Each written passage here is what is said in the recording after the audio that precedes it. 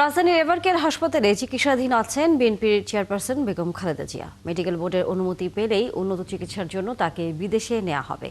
এরই মধ্যে খালেদা জিয়াকে লন্ডনে নেওয়ার জন্য কাতার সরকারের ব্যবস্থা করা এয়ার অ্যাম্বুলেন্সটি আগামী ৯ ডিসেম্বর ঢাকায় আসার অনুমতি চেয়েছে।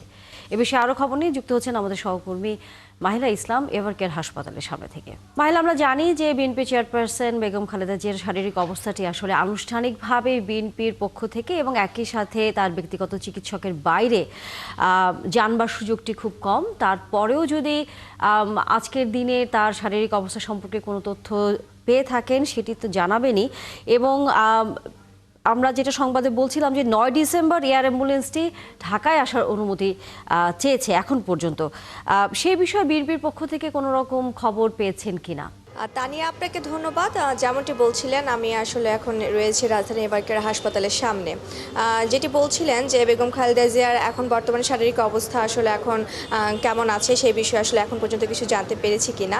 আসলে গতকালকে বিএনপি চেয়ারপারসন বেগম খালেদা জিয়ার এক ব্যক্তিগত চিকিৎসক এবং দলটির স্থায়ী কমিটির সদস্য ডাক্তার AJM জাহিদ হোসেন একটি সংবাদ সম্মেলন করে। সেই সংবাদ সম্মেলনের পরে আসলে নতুন করে আর কোনো কিছুই আসলে জানানো হয়নি, কিন্তু সেখানে যেটি বলা হয়েছে সেই বিষয়টি হয়েছে যে বেগম খালেদা জিয়াকে আজ তাকে লন্ডনের উদ্দেশ্যে নিয়ে যাওয়ার কথা ছিল, কিন্তু তার শারীরিক অবস্থার উপর আসলে নির্ভর করেই তাকে নিয়ে যাওয়া সম্ভব হয়নি।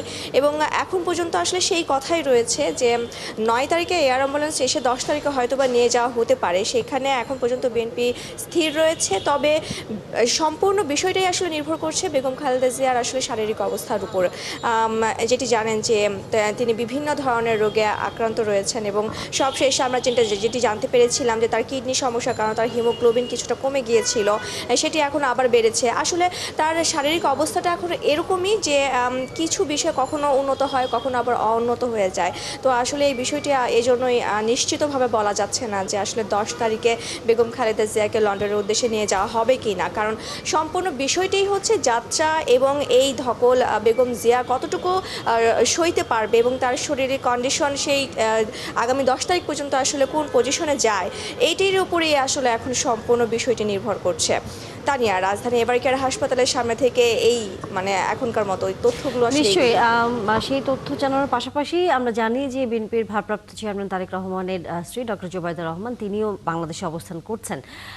আজকে তিনি দেখা করতে আসবেন কিনা বেগম খালেদা জিয়াকে সেই খবরও আমরা নিশ্চয়ই পরবর্তীতে আপনার কাছ থেকে জানবো। ধন্যবাদ এখনকার মতো। দর্শক, সহকর্মী মাহিলা ইসলাম ছিলেন এভারকেয়ার হাসপাতালের সামনে থেকে।